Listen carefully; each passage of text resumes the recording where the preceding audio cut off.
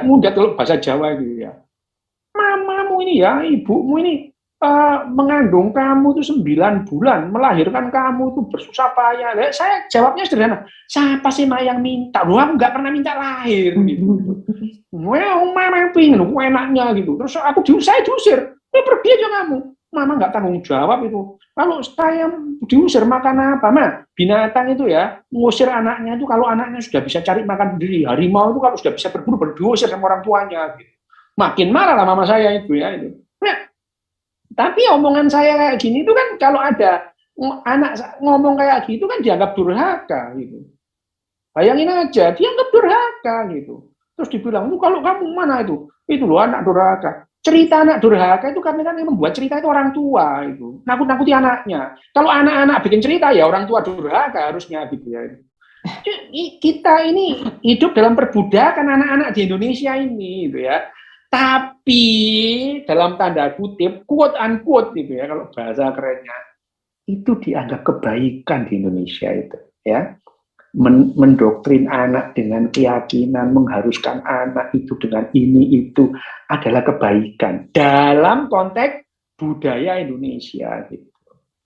Nah, kalau kita ngomong bahagia, enggak, anak Indonesia enggak bahagia gitu. Enggak bahagia. Kenapa? Lu indeks kebahagiaannya rendah kok gitu ya. Gitu.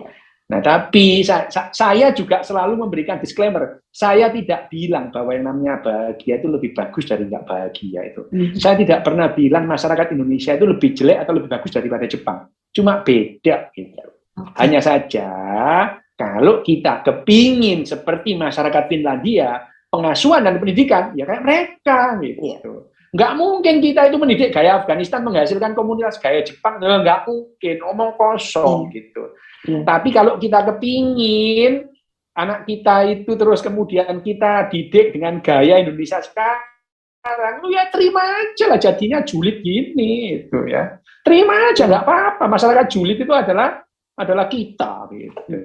Termasuk juga kalau kita berangan-angan bahwa reading score Indonesia meningkat sama seperti Finlandia atau sama harus kita buat bahagia. Berarti harus berubah ya cara. Harus dibahagiakan, iya. Betul. Karena bahagia itu memungkinkan kita punya waktu luang, gitu, ya. Dan reading itu syaratnya kita punya waktu luang. Kita tidak mungkin ya.